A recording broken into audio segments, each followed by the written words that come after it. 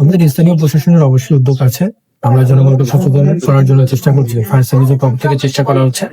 আমরা আরেকটা উদ্যোগ আমরা গ্রহণ করবো, যেহেতু গত কয়েকদিন ধরে নারায়ণগঞ্জ সদর উপজেলাতে একই সাথে সিটি কর্পোরেশন এরিয়াতে বেশ কটা যখন লিমিটেড প্রত্যেকটা কারণ আমরা দেখেছি যে ফায়ার সার্ভিস মাত্রে যে এটা আসলে গ্যাস লিকেজের তো সেক্ষেত্রে আমরা স্থানীয় জনগণকে সচেতন করার চেষ্টা করবো যে আপনারা দেখবেন যে অধিকাংশ ঘটনা ভোরবেলা ঘটতেছে, যে ঘুম থেকে উঠব চুলার যখন প্রজ্বলন করতে যাচ্ছে তখন এই দুর্ঘটনা ঘটছে।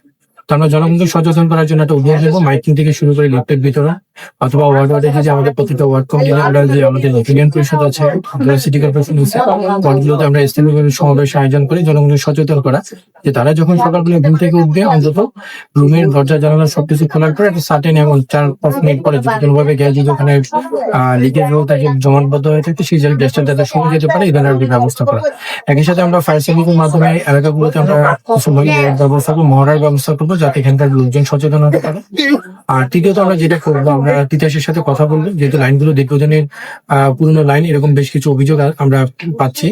তো একই সাথে পুরোনো লাইনগুলো একই সাথে অবৈধ যে লাইনগুলো আছে এগুলো বিচ্ছিন্ন করার ব্যাপারে আমরা তিতাসের মাধ্যমে মোবাইল কোড পরিচালনা করার ব্যবস্থা।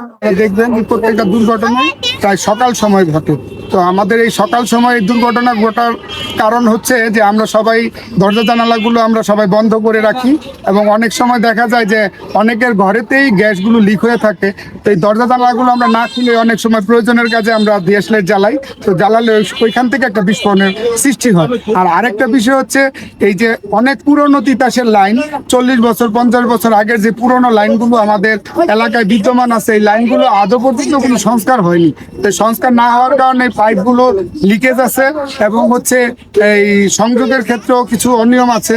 তো এই সংযোগ এবং হচ্ছে এই লিকেজগুলো, এই পুরনো পাইপগুলো, এগুলোকে সংস্কার করা দরকার। এই পাইপগুলোকে সংস্কার করে নতুন পাইপের মাধ্যমে সংযোগগুলো দিলে তাহলে হবে যে এই দুর্ঘটনা থেকে এড়িয়ে থাকা সম্ভব। হ্যাঁ, আমরা আইছিলাম, দেখি হাতের চামড়া, পায়ের চামড়া উঠটা, শরীরের চামড়া উঠটা একবারই হয়ে গেছে।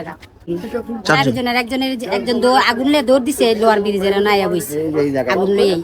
পরে আলা ওই একটা লোক ছিল, হ্যাঁ আলা আগুনটা নিবাই, হ্যাঁ ডিম শরীরে ডিম মাইকা দিছে। আর ওখানে যে 3 জন ছিল হ্যাঁ পরে ডিম টু মাইন না, হ্যাঁ শরীরে জায়গা জায়গা যেদিকে পড়ছে ডিম মাইকা দিছে।